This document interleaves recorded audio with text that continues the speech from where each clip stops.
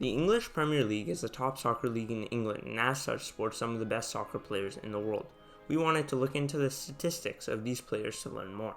The categorical variables we looked at for each player were the brand of cleats they wore and the position that they played. The quantitative variables we looked at were the play time of the players and the number of goals they scored.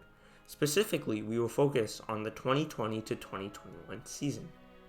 For our data we used came from Football Critic, a website which maintains a database of statistics for soccer players. One of the difficulties we had was capturing the data since there wasn't any way for us to export the data from the website, so we wrote a simple Python program to capture the data from the website. This allowed us to save the data into a CSV file for further analysis. However, Football Critic had no data on cleats, so we had to figure out where we could find the cleat information. We were able to use Football Boots DB, a website which maintains a database of cleats for each player. Now that we had all of this data, we had to clean it up for our analysis so that we could easily process it. For example, the position data was too detailed for our analysis as there were almost 12 unique positions, so we reduced the number of unique positions down to 4: midfielders, forwards, defenders, and goalkeepers. Another issue we had to fix was that Football Boots DB did not have data on all players, as shown in the case of goalkeeper Lucas Fabianski. So for players like Fabianski, whose cleat data wasn't available, we resorted to searching up images. From these images, we were able to discern the necessary cleat data. After collecting our data, we had a total of 520 players in our dataset, so then we took a random sample of 50 players.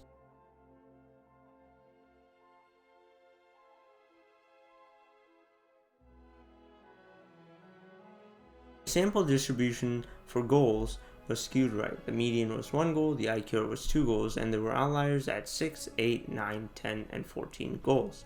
To understand the effect of position on the number of goals, we decided to make a set of bar graphs to show the distribution of goals for each position. What's interesting about the distributions is that most of the distributions were skewed to the right. However, there was an oddity for goalkeepers whose distributions look like this. The forwards had the greatest center, followed by the midfielders, defenders, and lastly goalkeepers. The forwards also had the greatest IQR, followed by midfielders, defenders, and goalkeepers. The midfielders had an outlier at 8 goals, and the forwards had outliers at 10 and 14 goals. The defenders and goalkeepers did not have any outliers. We also wanted to see the correlation between the playtime and the number of goals that the players scored. We ran linear regression on the data and we got a correlation coefficient of 0.43.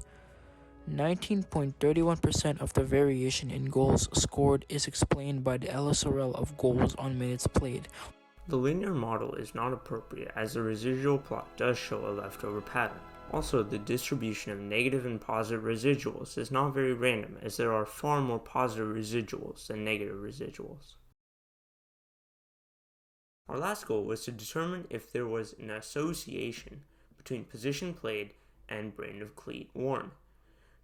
To do this, we ran a chi-square test for association. In this case, our null hypothesis was that there is no association between cleat brand and position. Our alternative hypothesis would then be that there is an association between cleat brand and position. Since there were many brands of cleats, we decided to have 3 categories for the brands, namely Adidas and Nike, which are the 2 largest brands in soccer, and then the others, including brands such as Under Armour and Puma. After organizing our data into a 2-way table, we were able to calculate the expected values to be used in the chi-square test. The random condition was met as our data came from a random sample of all players in the Premier League. The 10% was also met as our sample size of 50 was less than 10% of the population size of 520. Large counts condition was not met as many of the expected values were below 5. However, for the calculations, we assumed that the condition is met.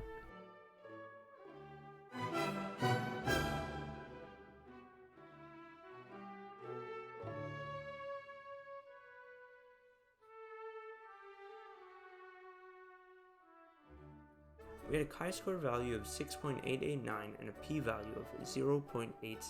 Since our p-value is greater than our alpha level of 0.05, we fail to reject the null hypothesis. We do not have convincing statistical evidence that there is an association between position and brain of cleat.